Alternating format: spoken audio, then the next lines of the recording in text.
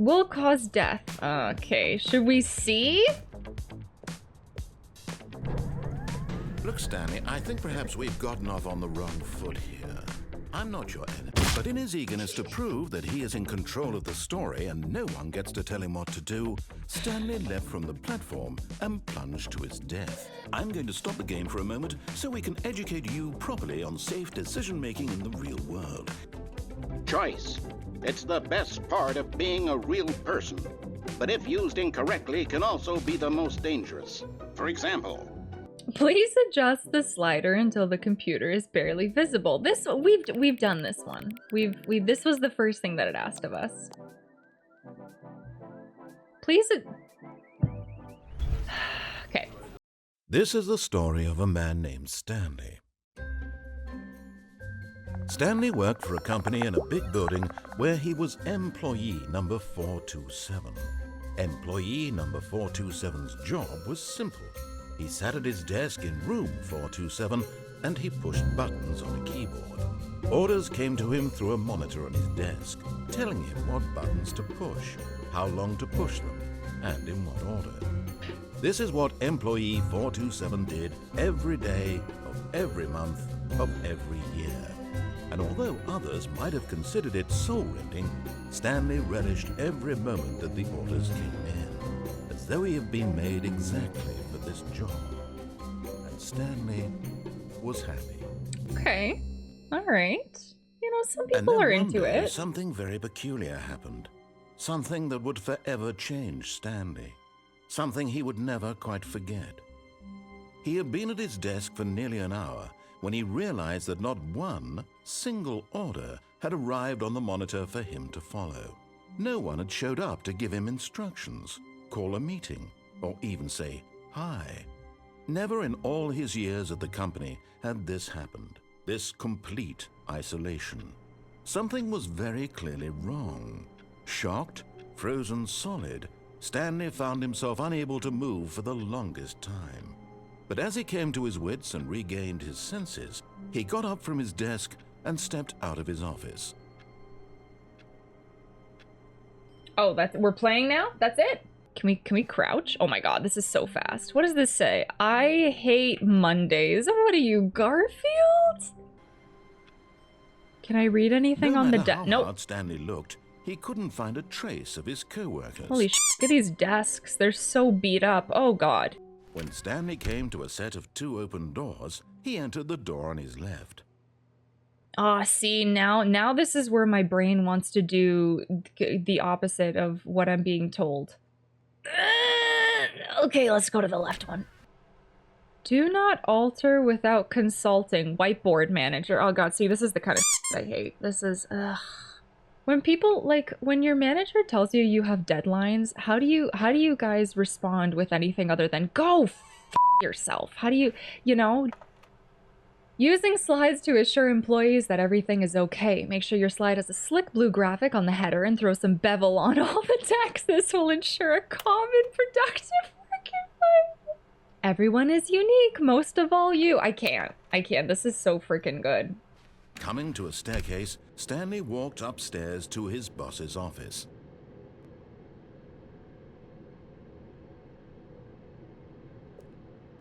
Well, the downstairs looks pretty scary. That's the only reason I would listen to the narrator.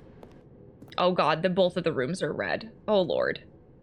Been watching for a few minutes and the lack of superheroes confused me. Then I realized it was Stanley Parable and not Stanley Parable. Oops.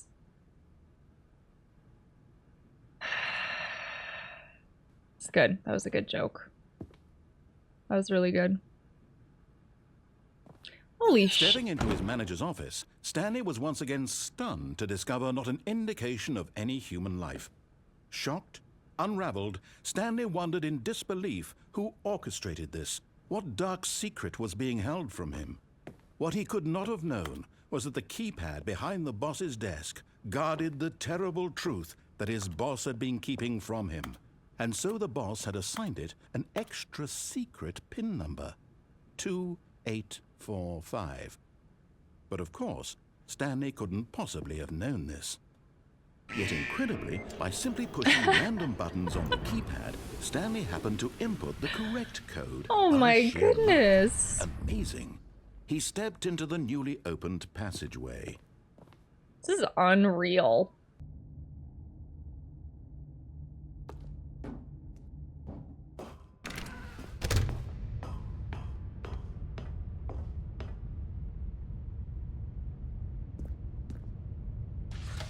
The lights rose on an enormous room packed with television screens.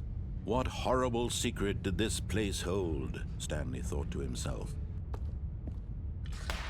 Now the monitors jumped to life, their true nature revealed. Each bore the number of an employee in the building, Stanley's co-workers. The lives of so many individuals reduced to images on a screen, and Stanley, one of them, eternally monitored in this place where freedom meant nothing. What am I supposed to... Oh god, there's another area. But here was the proof, the heart of the operation. Controls labeled with emotions, happy or sad or content. Walking, eating, working, all of it monitored and commanded from this very place. And as the cold reality of his past began to sink in, Stanley decided that this machinery would never again exert its terrible power over another human life. Mind controls idle awaiting input. Off? Oh. Blackness and a rising chill of uncertainty. Is that one of the endings? Yes. He had won. He had defeated the machine. Unshackled himself from someone else's command. Go, Stanley! Freedom was mere moments away. And yet, even as the immense door slowly opened, Stanley reflected on how many puzzles still lay unsolved. Where had his co-workers gone? How had he been freed from the machine's grasp? What other mysteries did this strange building hold? But as sunlight streamed into the chamber, he realized none of this mattered to him. For it was not knowledge or even power that he had been seeking, but happiness. Perhaps his goal had not been to understand, but to let go. Damn, well that was heavy. And Stanley was happy.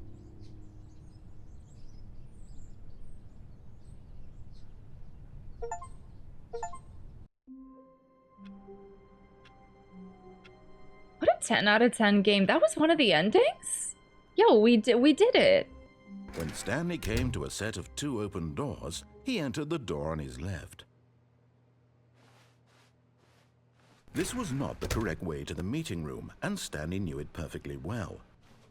Stanley sat around waiting for more dialogue, but when a long time had passed and there was no more, he decided that the game was trying to send him a message.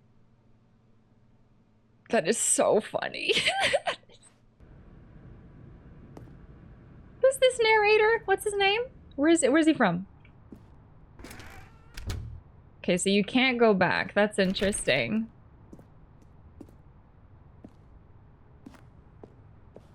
Do not jump from the cargo lift while it's in motion. Will cause death. Okay, should we see? Look, Stanley, I think perhaps we've gotten off on the wrong foot here. I'm not your enemy, but in his eagerness to prove that he is in control of the story and no one gets to tell him what to do, Stanley leapt from the platform and plunged to his death. Good job, Stanley. Everyone thinks you are very powerful. No! Look, Stanley, I think perhaps we've gotten off on the wrong foot here. I'm not your enemy, really, I'm not.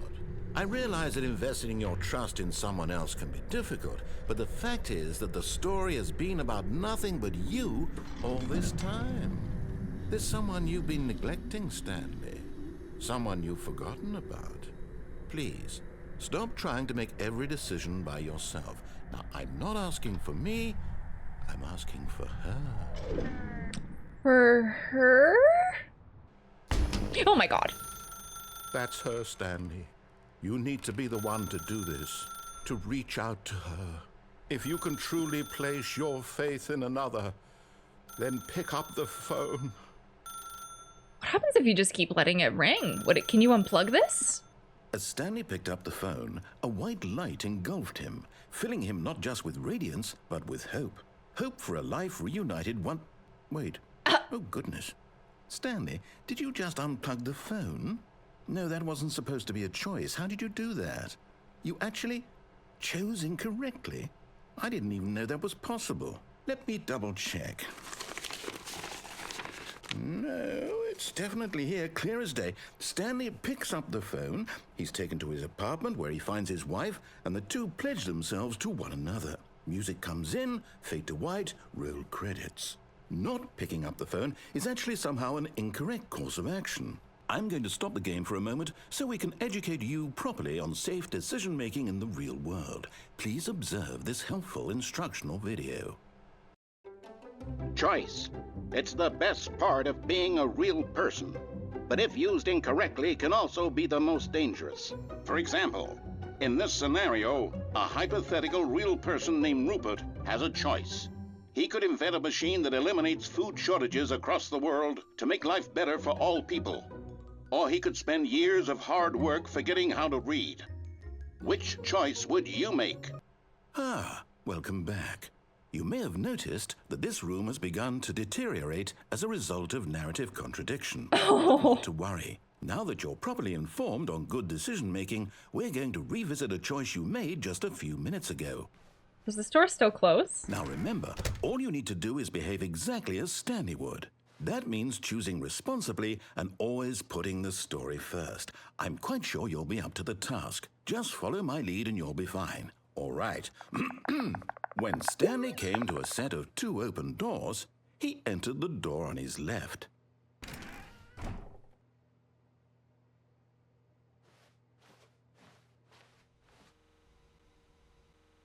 No! Why did you do that? Quickly, hurry back in the other direction. Perhaps we're not too late. My God, look at these.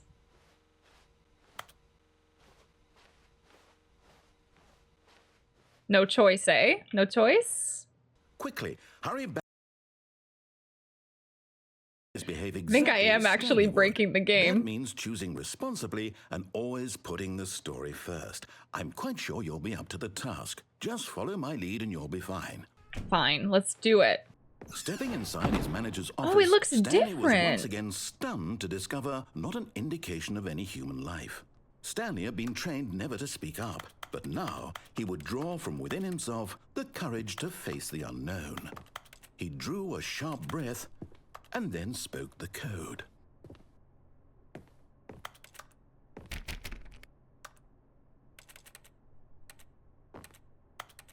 I'm sorry, is there a problem? You didn't mishear me, did you? Please speak the code into the receiver.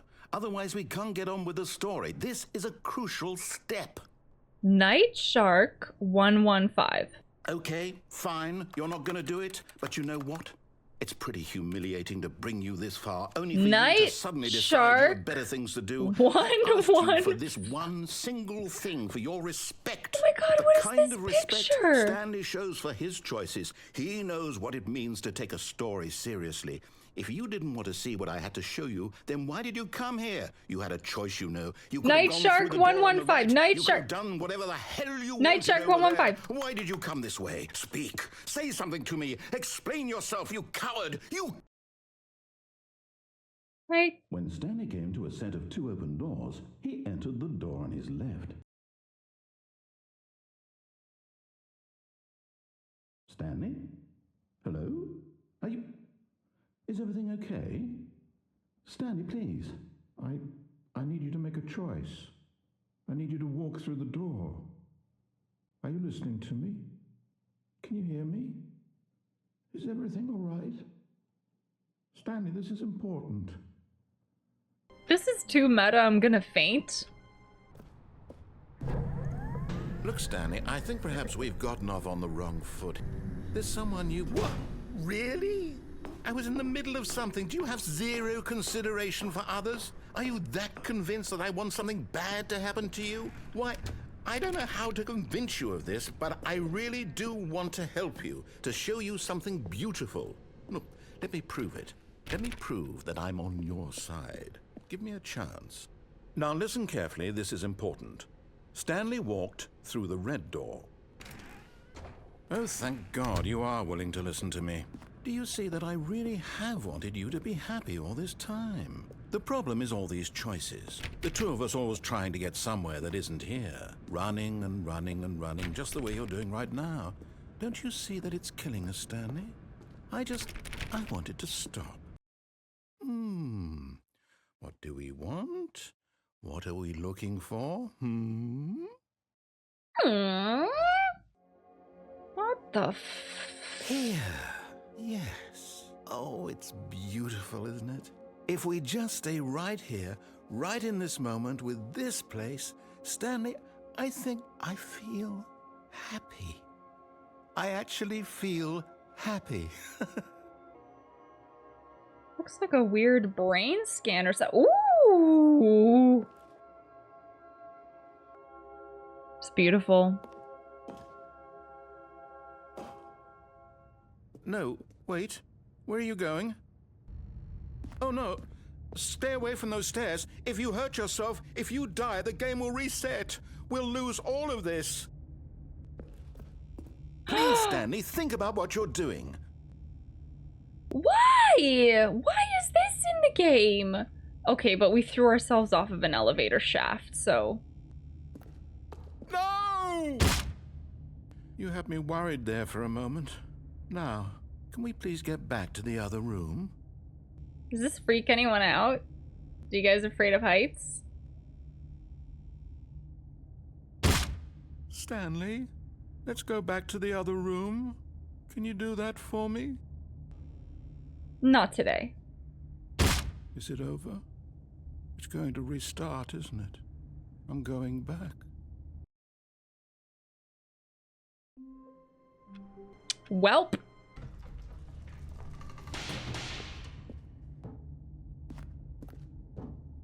Stanley walked straight ahead through the large door that read Mind Control Facility.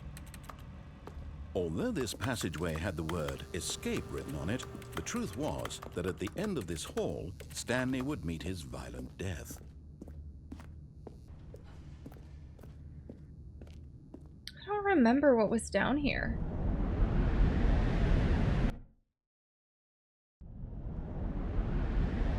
I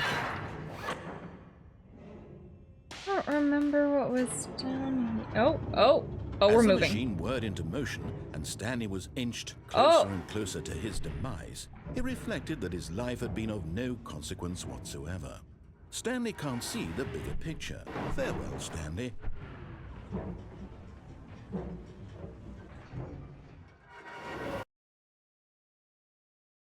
"Farewell, Stanley," cried the narrator, as Stanley was led helplessly into the enormous metal jaws.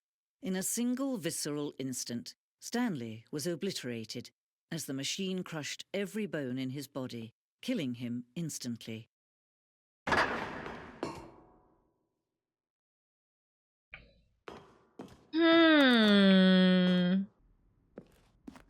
Countdown desk. Countdown desk? Freedom ending. Oh, look at these two. How they wish to destroy one another. How they wish to control one another. How they both wish to be free. Oh, I thought there was going to be more.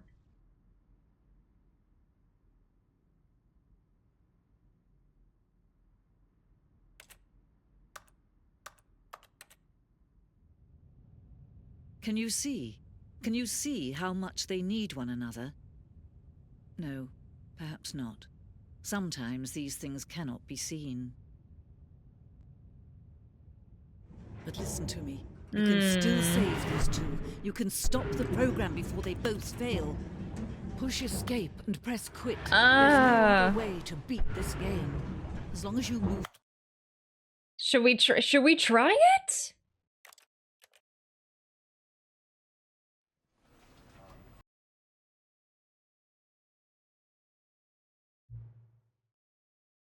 Oh, it's getting us to start again. Did I mess something up? Oh no. Why is it asking for the time? Hang on, hang on. Before we get started, can I just say something? Thank you for actually setting the clock both times you booted up the game. I was just thinking, what is it for? What is the purpose of it? A lot of people don't take that step seriously. They just leave the clock set at 12 and call it a day. Who are these animals? Who's doing this? Go ahead, pick whatever time you want, even if it's not the correct time you've earned it. We should do 4:20 a.m.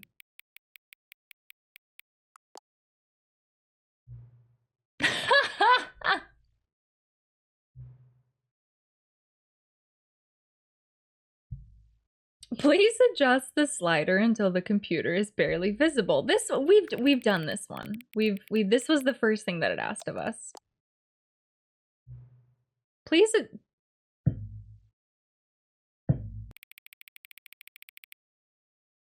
Do you know what time it is right now? Yes. Is the time that it is right now the correct time? Who's to say? Let's go. Let's just do some more new content. Let's just do some more new content. Oh, good. You noticed my sign. Yes, I have something very exciting to show you. Uh-huh. Oh my god, what is this? This is great. This is so great. This is so great. Yes, you see, isn't this far superior to a measly re-release with a few minor additions? Think of all the new territory we'll cover with a fully fledged sequel. An entirely new experience, built from the ground up. Why, there are so many possibilities. It could go in so many different directions. This is what fans have truly been asking for. Did somebody forget to maximize the sequels are good. Okay, hold on, guys. Now, what do you think? Portal 2, Half-Life 2, Batman Arkham Asylum. Is there actually a Portal 2? Oh my god, Aladdin 2, Return of Jafar. Dark Souls 2. Oh, no. This. No, we need to talk about this.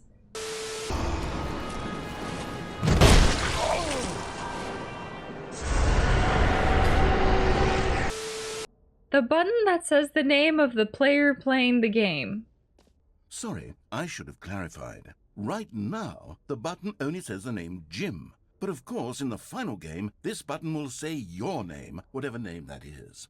I'm happy to say that after much consideration, I've engineered a clever solution to this fundamental problem with the game. It's the Stanley Parable Reassurance Bucket. You see, Stanley, anytime you're holding the bucket, a sense of calm and ease will fill your mind and your heart. It's true.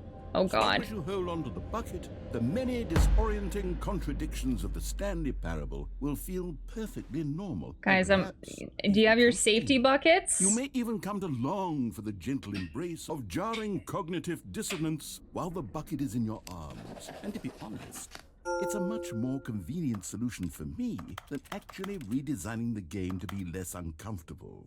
Can you imagine what a pain in the ass that would be? Can you feel it?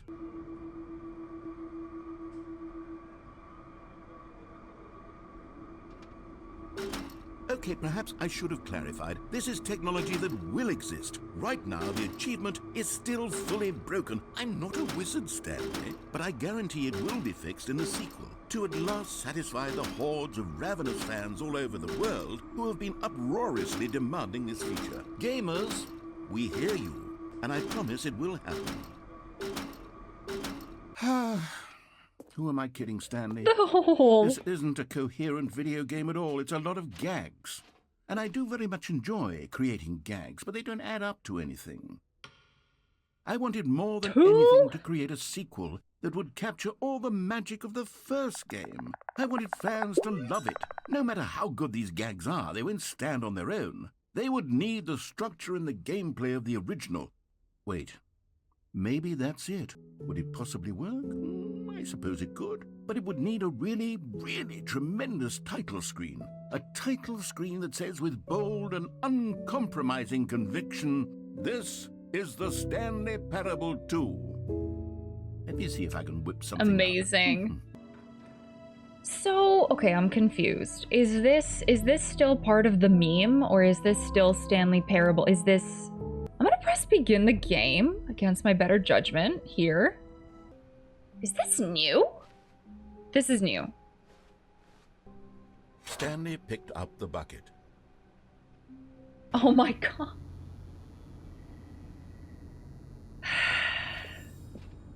Another miniature Stanley figurine. This, you know, there really must be a snappier name for these things. What about mini Stan? No, it's perfect Stanley the way it things. is. What about Stanlerines? Yes, I think I like that. Another Stanlerine under your belt.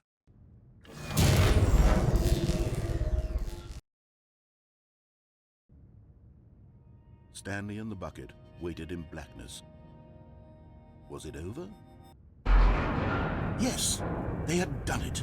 Stanley and the bucket had defeated their greatest and darkest enemy, freed themselves from the tyrannical grip of the evil mind control machine. Freedom was now mere moments away. Both of them wanted to begin watching a movie, any movie, but then stop it halfway through and begin watching it in reverse from the end. True, it was a simple life they envisioned, but it was one they'd lived together. Goals. With one another to lean on, to trust, to support, and... What? Wait. What was happening? Why had the door stopped? Was Stanley and the bucket not about to be freed? Even the facility itself recognized the incredible calm presence of the bucket, needed the soothing warmth of the bucket, would go to any lengths not to part. It was the broom closet. No. I knew it. Stanley can't leave this place. Not while he has such a precious bucket in his arms. Not while this building has anything to say about it. As long as I have my bucket with me, right? I'll be okay, won't I? Stanley gulped. Very soon now, he was about to find out. Okay, so where's the bucket? Where's the... Do I pick it up again?